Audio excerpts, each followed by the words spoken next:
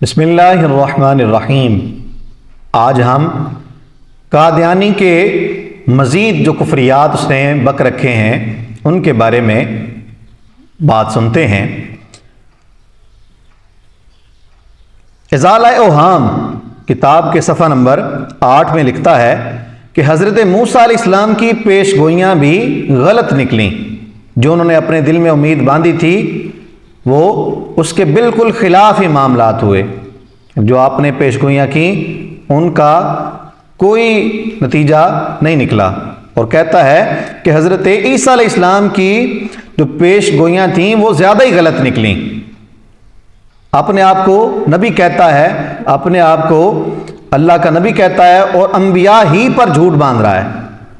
انبیاء جھوٹ بول سکتے ہیں اور تو جھوٹا نہیں ہے، اس طرح کی یہ باتیں کر رہا ہے، خود انبیاء کو جھوٹا بتا رہا ہے۔ حالانکہ نبی تو وہ ذات ہوتی ہیں کہ جو جھوٹ تو کیا ان سے کوئی اس طرح کا گناہ ہو ہی نہیں سکتا، ان کے اندر کوئی ایسی برائی والی صفت ہوتی ہی نہیں، صفت ہی نہیں ہوتی کہ وہ اس طرح کی کوئی بات کریں۔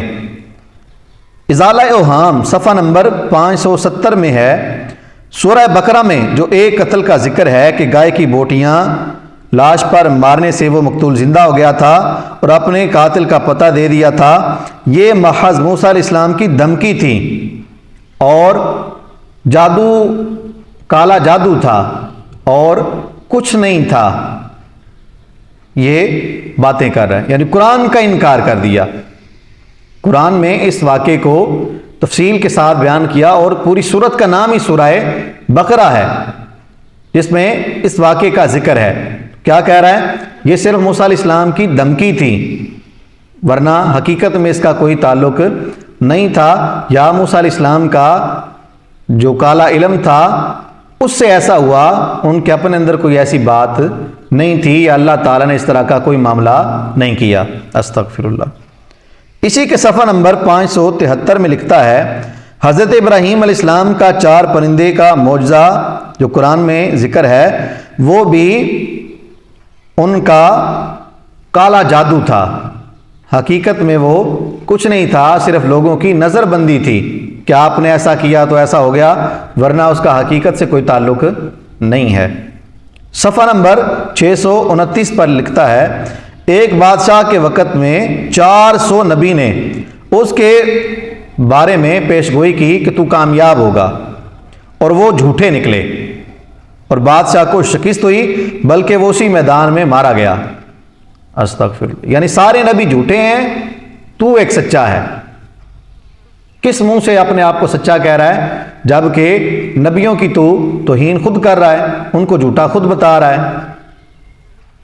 تو نبی تو وہ ہستی ہوتی ہیں جو جھوٹ سے منزہ اور مبرہ ہوتی ہیں، جو اللہ تعالیٰ ان کو فرماتا ہے وہ بے عینی ہی آگے پہنچاتے ہیں، وہ اپنی طرف سے کوئی بات نہیں کرتے۔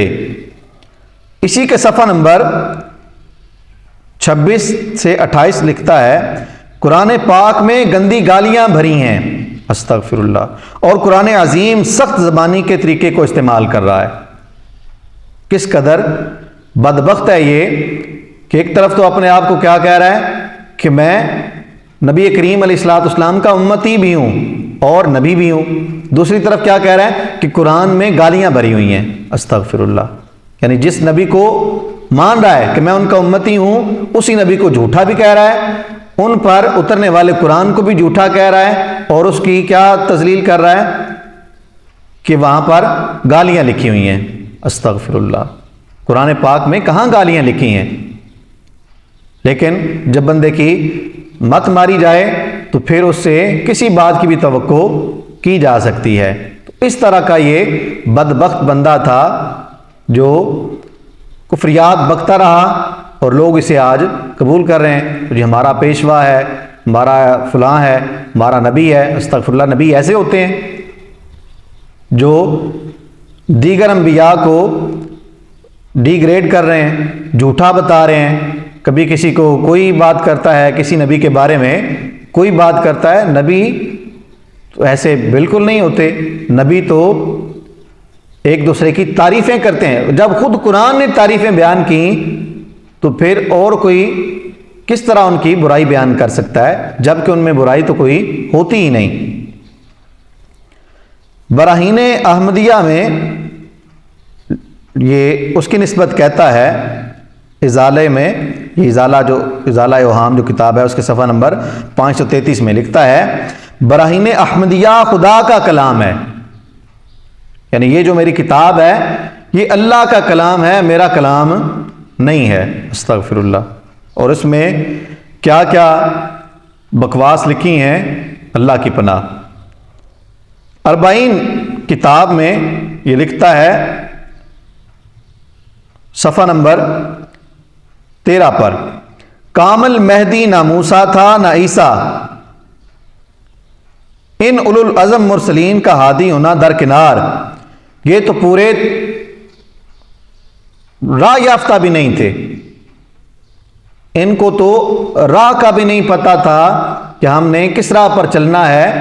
یہ تو کامل تھے ہی نہیں، بلکہ ان کو تو ہدایت کا پتہ ہی نہیں تھا کہ ہم نے کہاں پر جانا ہے، یہ تو غلط راستے پر چلتے رہے. استغفر اللہ. یہ انبیاء کی توہین امیز باتیں اس نے اپنی کتابوں میں لکھی ہیں، اور پھر بھی اگر کوئی بندہ اس کو نبی کیا کوئی مسلمان ہی سمجھے تو وہ خود کتنا بڑا گستاخ اور کتنا بڑا کافر ہوگا کہ جو انبیاء کی توہین ہوتے ہوئے دیکھ کر بھی اس کو کہہ رہا ہے کہ اس نے باتیں ٹھیک لکھی ہیں. استغفر اللہ. اللہ ہمیں اس کے فسادات سے بچائے، اور اللہ تعالی ہمارا ایمان سلامت رکھے، اور اللہ تعالی ہمیں بے ادبوں سے بچا کر با ادب بنائے. اللہ کریم ہمیں یہ باتیں یاد رکھنے اور اس کے فتنے سے بچنے کی توفیق عطا فرمائے.